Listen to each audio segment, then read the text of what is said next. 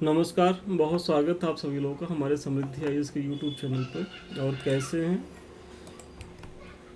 कैसी चल रही है तैयारी आप लोगों की। बहुत ही अच्छा प्रश्न आज हम कराने वाले हैं, पेपर 2 से है ये।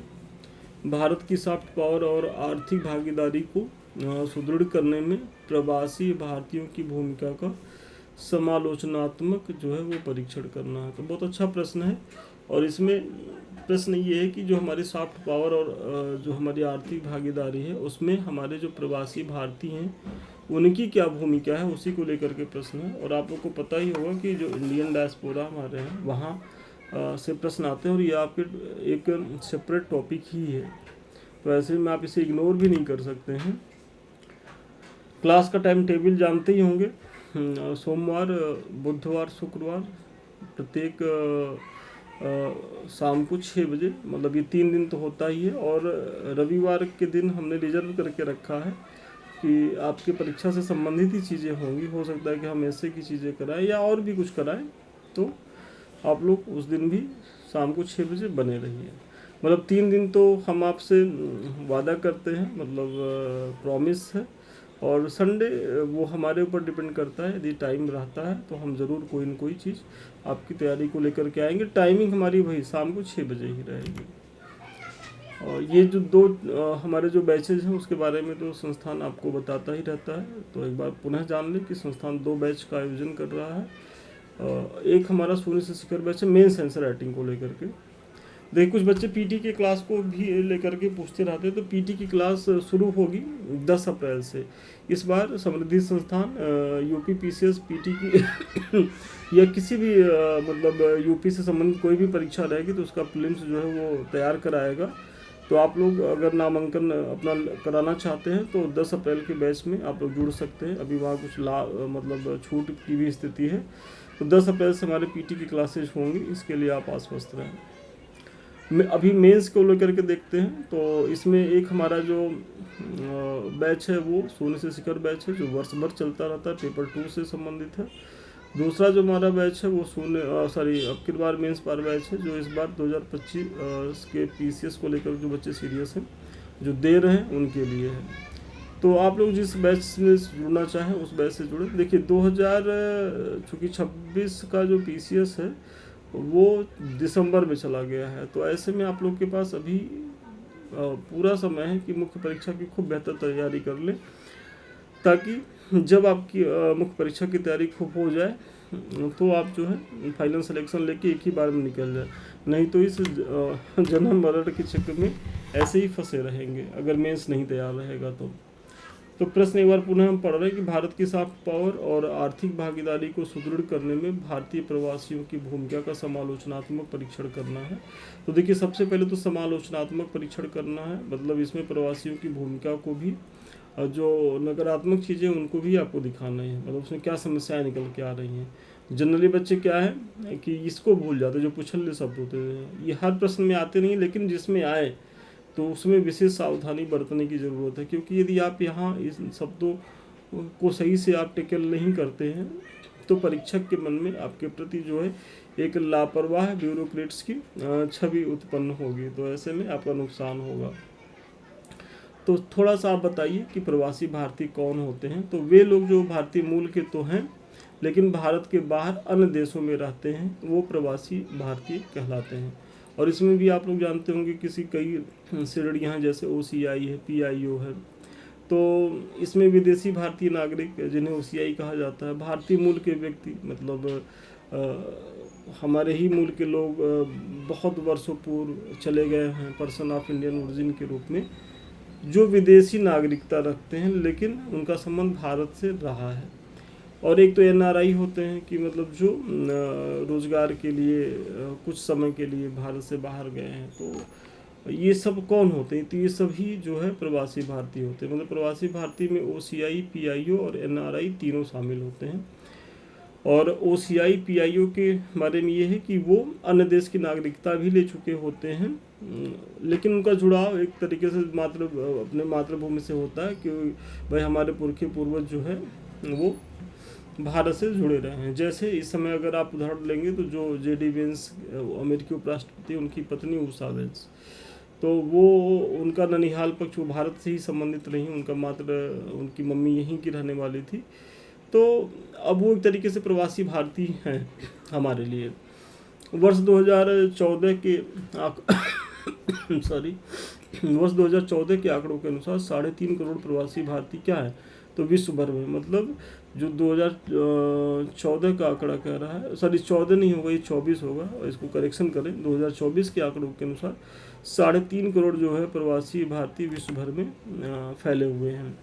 फिर भारत की सॉफ्ट पावर को सुदृढ़ करने में भारतीय प्रवासियों की भूमिका क्या है, इसको देखना है।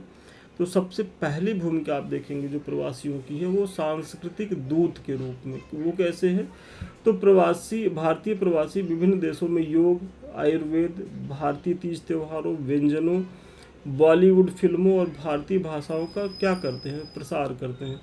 तो ये सब हमारे जो सांस्कृतिक मूल्य हैं उनके प्रचार प्रसार में जो प्रवासी भारतीय हैं उनका बहुत ही महत्वपूर्ण योगदान होता है। कैसे, तो जो अभी हमारे द्वारा 21 जून को योग महोत्सव मनाया जा रहा है, तो वो वैश्विक स्तर पर फैल रहा है, तो उसको फैलाने में यही हमारे जो प्रवासी भारतीय हैं उनकी बड़ी महत्वपूर्ण भूमिका है।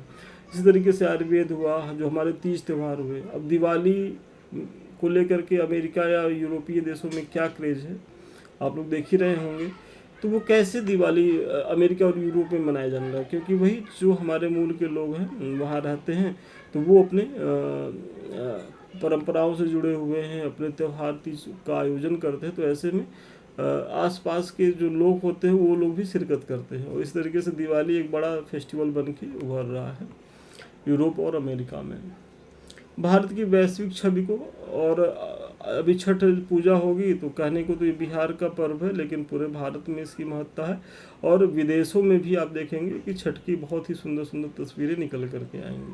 तो यही सांस्कृतिक जो है हमारा एक तरीके से जो हमारे ये लोग हैं ये हमारे सांस्कृतिक विचारों को फैला रहे हैं सांस्कृतिक दूत के रूप में। भारत की वैश्विक छवि को सुदृढ़ करना, तो प्रवासी भारतीय जिनमें पेशेवर, उद्यमी, चिकित्सक, इंजीनियर, वैज्ञानिक आदि शामिल हैं, ये भारतीयों को परिश्रमी, शिक्षित तथा शांति पसंद समुदाय के रूप में स्थापित करते हैं।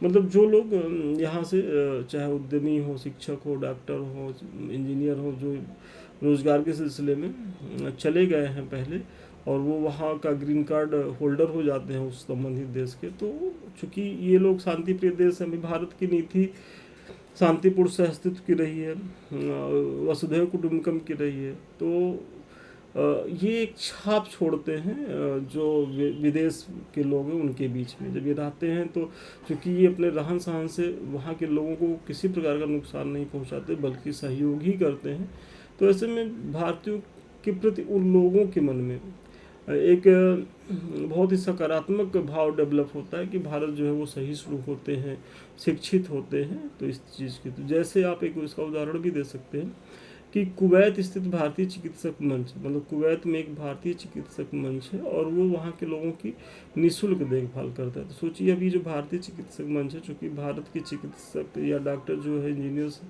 वो देश दुनिया में छाए हुए होते हैं, बहुत ही जो है वो योग्य होते हैं। तो ऐसे में कुवैत के लोगों का ये दिल जीतने का काम कर रहे हैं, और कुवैत के लोगों के मन में भारत के प्रति बहुत ही सकारात्मक भाव पैदा कर रहे हैं।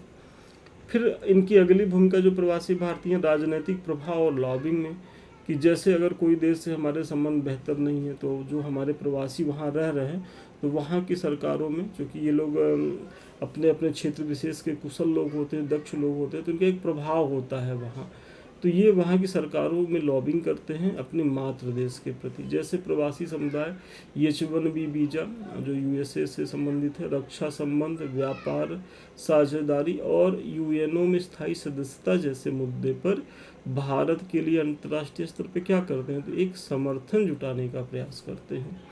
तो आप ज़रूर इसको बताइएगा, बहुत ही अच्छा पॉइंट है।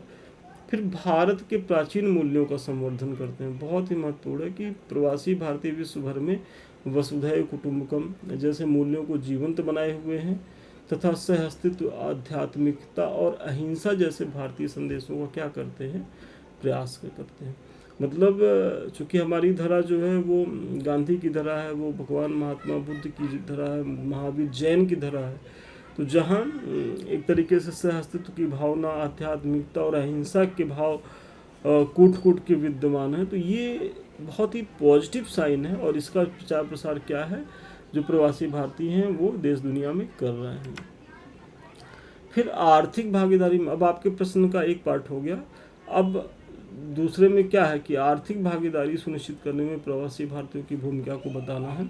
और आपको भी अपने मुख्य परीक्षा में इसका ध्यान रखना है कि प्रश्न कितने डायमेंशंस में पूछा गया है। और ऐसा नहीं है कि एक डायमेंशंस में आप 8 पॉइंट बता दीजिए, एक डायमेंशंस में केवल 2 पॉइंट, तो ये आपका बैलेंस उत्तर नहीं होगा। अगर 4 उधर बता रहे तो 4 इधर बताएं, तब जा कर के आप की कॉपी व्यवस्थित रूप से दिखेगी। और चूँकि मुख्य परीक्षा में आप नहीं प्रेजेंट होते, आपकी कॉपी ही आपके व्यक्तित्व को दिखाती है, तो ऐसे में आपको बहुत ही स्मार्ट वर्क करने की ज़रूरत होती है। तो आर्थिक भागीदारी में यदि आप देखेंगे तो सबसे पहले जो हमारे प्रवासी भारतीय हैं जो देश दुनिया में फैले हुए हैं, तो वो क्या भेजते हैं, अपने मातृ देश में धन भेजते हैं। तो आप देखेंगे कि रेमिटेंस के मामले में हमारा स्थान जो है वो विश्व में नंबर 1 पे है। मतलब हमारे जो लोग हैं जो बाहर गए हुए हैं वो बहुत भर भर के रुपया भेज रहे हैं, और वो भी रुपया किस में आ रहा है, डॉलर्स में आ रहे हैं, जिसकी वैश्विक महत्व तो आप सभी लोग इधर परिचित हो ही गए होंगे। तो भारत विश्व में सर्वाधिक रेमिटेंस प्राप्त करता देश है। रेमिटेंस वही होता है जो प्रवासी भारतीय अपने देश में भेजते हैं पैसा। वर्ष 2023-24 में भारत को लगभग 120 अरब डॉलर का जो है क्या हुआ, रेमिटेंस प्राप्त हुआ है। मतलब छोटी मोटा लगभग 120 अरब, थोड़ा सा कम है, 19 पॉइंट समथिंग है, तो 120 हमने लगभग करके दिखाया। तो सोचिए इतना बड़ा अमाउंट जो है प्रत्येक वर्ष हमें प्रवासी भारतीयों से मिल रहा है। फिर आर्थिक समृद्धि में ये बहुत ज़्यादा योगदान दे रहे हैं। कैसे, आरबीआई के अनुसार भारत के कुल जीडीपी का 2 से 3% हिस्सा, बहुत ही महत्वपूर्ण है ये आंकड़ा, याद रखिए कि, और ये हम नहीं कह रहे हैं, कौन कह रहा है, ये आरबीआई कह रहा है कि भारत के कुल जीडीपी का 2 से 3% हिस्सा केवल रेमिटेंस से प्राप्त होता है। इससे आयात बिल भुगतान करने और रुपए के विनिमय दर को स्थिर बनाए रखने में क्या होता है, मदद मिलता है, बहुत ही महत्वपूर्ण है। फिर भारत में निवेश, तो जो एनआरआई हैं या जो अप्रवासी भारतीय हैं जो भारत में निवेश करना चाह रहे हैं, और चूँकि भारत से बाहर वो बड़े बड़े पद पे हैं, बड़ी बड़े कंपनियां चला रहे हैं, उसके सीईओ बने हुए हैं, तो ऐसे में अगर उनको निवेश करने का मौका मिलता तो सोचते हैं कि उन्हें कुछ निवेश अपने मातृ देश किया जाए, अपने जो हमारे लोग हैं उनको कुछ लाभ मिले इसका। जैसे अल्फ़ाबेट इंक जो है और इसकी सहायक कंपनी गूगल, तो गूगल के जो सीईओ हैं वो भारतीय मूल के सुंदर पिचाई हैं। तो उन्होंने क्या है, कर्नाटक के बेंगलुरु में डीप स्पेस स्टार्टअप में 309 करोड़ रुपए का क्या है, निवेश किया है। फिर परोपकार में, तो ये जो प्रवासी भारतीय होते हैं तो इन्होंने क्या है कि शिक्षा में, स्वास्थ्य में एवं महिला सशक्तिकरण जैसे क्षेत्रों में दान द्वारा महत्वपूर्ण योगदान दिया है। तो शिक्षा, स्वास्थ्य और महिला सशक्तिकरण की दिशा में भी प्रवासी भारतीय डोनेशन के माध्यम से सक्रिय भूमिका निभा रहे हैं। अब ये तो सारी चीज़ें हो गई, लेकिन प्रश्न में पीछे ही कहा गया है कि मतलब समालोचनात्मक परीक्षण करना है। तो अब थोड़ा सा समालोचना वाले पक्ष में देखें कि प्रवासी भारतीयों के समक्ष समस्याएं क्या हैं। तो हालांकि विदेशों में रहने वाले भारतीय प्रवासियों से जुड़ी कुछ समस्याएं भी हैं। जैसे सबसे पहली समस्या ये है कि हम तो चाह रहे हैं कि हमारे जो है लोग हैं वो देश दुनिया में और ज़्यादा जाएं, लेकिन ये थोड़ा सा इधर हाल के वर्षों में ये प्रक्रिया उल्टी पड़ी है कि प्रवासी भारतीयों का वापस आना आर्थिक व्यवधानों और सख्त आव्रजन नीतियों की वजह से 2019 से 24 के बीच लगभग 6 लाख प्रवासी क्या हुए, तो उन्हें भारत वापस लौटना पड़ा। वो लौटना नहीं चाहते थे, लेकिन सर जो संबंधित देश है वहाँ की सख्त जो आव्रजन नीतियाँ हैं, तो ऐसे में वो कोई रियायत देने को तैयार नहीं थे, और जो भारतीय वहाँ रह रहे थे उन्हें भारत जो है वापस लौटाया गया, और बहुत ही अमानवीय तरीके से लौटाया गया। और पीछे तो आप लोगों ने देखा ही होगा कि पैरों में बेलुड़ी बात करके ट्रंप महोदय अमेरिका के द्वारा ऐसा किया गया, और ये कुकृत्य ही है।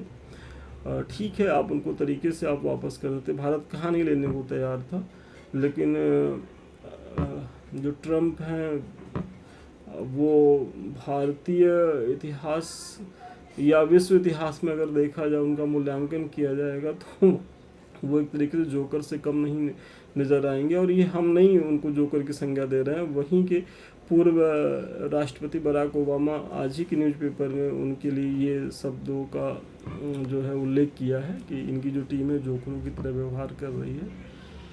तो सबसे बड़ी समस्या यही है कि जो प्रवासी भारतीय हमारे लौट रहे हैं और वो भी बहुत ही अमानवीय तरीके से।